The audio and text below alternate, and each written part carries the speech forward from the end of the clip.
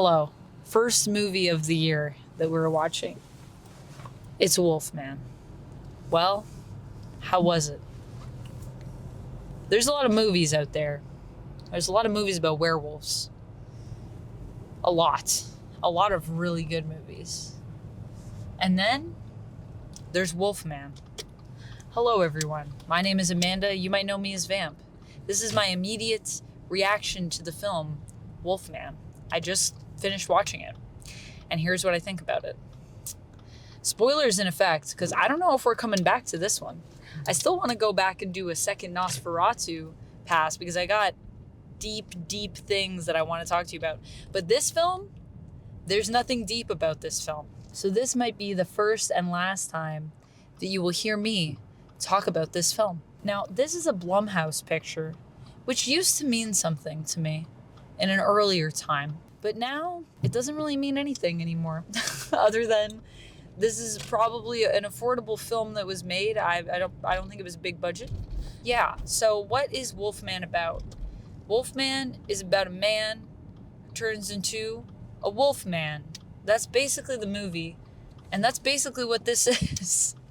I think if you honestly watch the trailer, go back and watch the trailer. Take a second. Oh, wait, you can pause me. Are you back? Did you watch that? That's the entire movie. If you've watched the trailer, you've seen the movie. So the other weird thing about, doing a spoiler review for this after my immediate reaction is that during this immediate reaction where I'm talking to you about it, is that I really don't think I can spoil it for you because I think what the trailer is, that's what it happens. Yeah.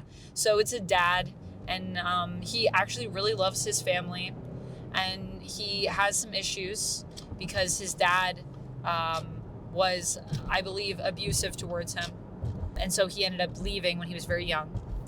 Now he has his own family, and he seems pretty self-aware of the fact that he doesn't want to become the guy that his dad was. So although sometimes he loses his temper, he does seem to want to always rein it back in and just be a better man than his dad was. However, this is Wolfman, which means that this is all about generational trauma. And don't worry if you didn't get it, because the film will tell you literally in a line of dialogue that we get from Julia Garner, who literally says that thing of like his dad was sick, and I think he went out and got sick, when she's trying to explain to her daughter what's happening to him. Did you not get it? You didn't get it? Don't worry, we're gonna tell you right to your face. We put it in the scripts. We got you. That's what this film said. That being said, there are some moments in the script that I actually enjoyed. And then there are some moments in the script that are just like, oh, here we go. One of the things that it does that I think is starting to really irk me in films, the more that I review them and the more that I have to reflect on them when I'm talking to you guys, is, do you guys know about Craven? Look, I just watched Craven, so don't worry. That review is coming. But there's something that they did in Craven that is this little ear flick that Craven and Dimitri, his brother, who's the chameleon, do to each other. He flicks his ear. Craven's always flicking Dimitri's ear. It's weird. And this film does that. If you've ever seen the film Face Off, their version of that is this thing that they do to each other's face. I just did it to you now. Sorry I didn't ask if that was okay first, but that's what they do in Face Off. And I like to do it, when I do it, I always say Face Off, because it reminds me of the movie. So they have that in this, and it's like a reading your mind, like a psychic thing that the father and daughter do with each other. And it's weird. It's super weird. But at least it's like more endearing than the ear flick. It's still a pet peeve of mine though when people do that. I think you can do it, but if it's obvious enough that I'm calling it the ear flick thing, you didn't do it right. That's my opinion on that. Speaking of the performances in this film, I actually think that Christopher Abbott, who plays the main character, the Wolfman, actually does a really good job in this. I think that the rest of the family, not as good. But I also feel like it might be less of an issue with the actors and maybe more of an issue just with this casting, which kind of feels weird. Like, why is Julia Garner so young compared to Christopher Abbott? I think even just between the two of them, I think there's like an 8-year difference or something, the performers. But she also just looks young. So it's not necessarily me having as much of an issue with the age difference as it is just like these two people feel like there's like a generational gap almost between them. However, they do still have some decent like on-screen chemistry when they're actually given something to do. But unfortunately, we talked about the script already, but there's just not enough for these characters to do in terms of connecting with each other. Also, another problem that I have with it is that they kind of like basically take away a lot of Abbott's tools as Wolfman pretty early on in the film because he can't like speak anymore. And while I think he's really good in this, I just don't think he's a strong enough physical performer to have that much of the film be without him able to speak at all. Like, it's not that he's a bad actor. I just think his words are like one of his greatest things that he was using there, and then they just took that away. And physical performance is a totally different category, a totally different element of acting. That being said, I think also sometimes the way this film is shot actually works against some of what the actors could be giving us because we aren't as focused, like as zeroed in on those elements of the performance at all times. However, there are also then some shots that are like really freaking beautiful and some shots that are really creepy and weird. And that part's pretty good. Also, there's some good lighting in this that I really enjoyed that was very atmospheric and really cool. So there are elements of it that I like, but it's kind of like, I don't know. I feel like the cinematographer for this, whoever did the DOP, is actually really good, but I feel like their hands were tied for most of the film, is what I would say. And then every now and then they were like, I have an idea for a shot. And they were like, ooh, that's cool. You can do that one. And they were like, yes, finally, this is the day that I get to do a fun shot that's creative. So, yeah. The makeup is really good at it. I did really like the makeup. So, good job there. And that's obviously a key element of Wolfman, of this type of film, monster films.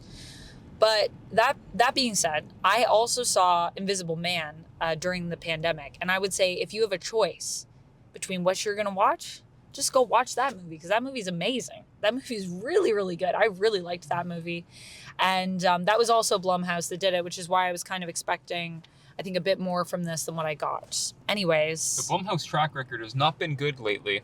It really hasn't, but like it started out pretty strong. And then I think what you were saying before we recorded this, where you were just like, I feel like they just take on like everything, which means that our odds of getting good stuff from them is not as good because they're like cranking it out. You know what I mean?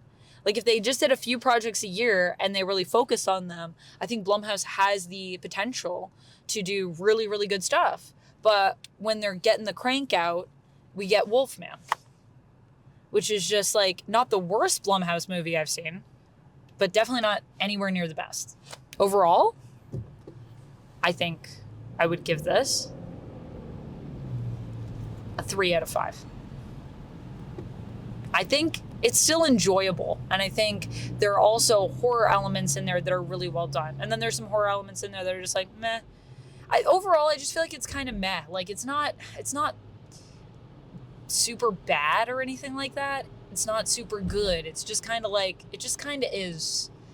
You'll watch it, you'll get maybe something out of it, but overall you'll just be like, well, that was a movie. What do you think, Duck? Final thoughts? No, 2 out of 5. I don't know how you're putting this 3 middle of the road. This was not good. There were good elements to it, but that doesn't make it good. There were good elements to it. That's like saying you had a really bad chocolate chip cookie and the cookie was terrible, but at least it had 1 chocolate chip in it. That's a bad chocolate chip cookie. No, I feel like there are elements in this that people would still enjoy. Like, I think you could watch this movie and still have a good time. I wouldn't recommend this at all. I mean, to be fair, if someone asked me as a werewolf movie, what would I recommend? This wouldn't make it. But just as a scary movie, it's fine. I watch a lot of films. I would give someone any other film than this. Would you give them Borderlands? No, I'm not. I don't hate people. Would you give them Craven over this? I'm just saying there are better films. Don't bring that up. Why are you just bringing up the worst films? Because you said I'd give them any film other than this, which implies that it's the bottom of the barrel. films that are better than this. Why would I recommend Wolfman when there's like at least 10 other films last year that came out that were way better? Well, I just mean, I feel like people might still enjoy it. You might. Hey, if you enjoy it, I feel like you could enjoy it. That's great. I really didn't. It hurt for you to watch? It wasn't offensive. It wasn't like, it's not going to be in my worst films of the year. It just wasn't good. Yeah, I think I save my 2s for things that are like bad, and then my 1s are for things that are like traitorous. Like I feel like I was betrayed. And then 0s are for things that like if you watch that you're gonna drop dead. So for me, 3 is like it was fine. Nothing to write home about. Either you're too generous with your 4s and 5s, or I'm too stingy with them. But either way, we are not agreeing on this. Either way, that's the middle of the road for us, I guess. I'm not gonna change. I thought about changing my rating to a 2, but I gotta stick with what my gut is telling me, and it's saying 3. It was fine. I still had fun with parts of it. So yeah, there's some things in this though that, why did they happen? I have questions. Character motivations, what are those? Anyways, that's it for this one. Let us know your thoughts on it down in the comments if you've watched it, or, you know, just on Blumhouse in general, I feel like, or horror films in general. And if you like something like this, I did another one of these where I talked about Nosferatu. If you haven't seen that one, you should check it out. It'll be maybe over on this side. Here, I'll make a little window for it. I'll see you next time, friends. And until then, as always, stay nerdy. Bye.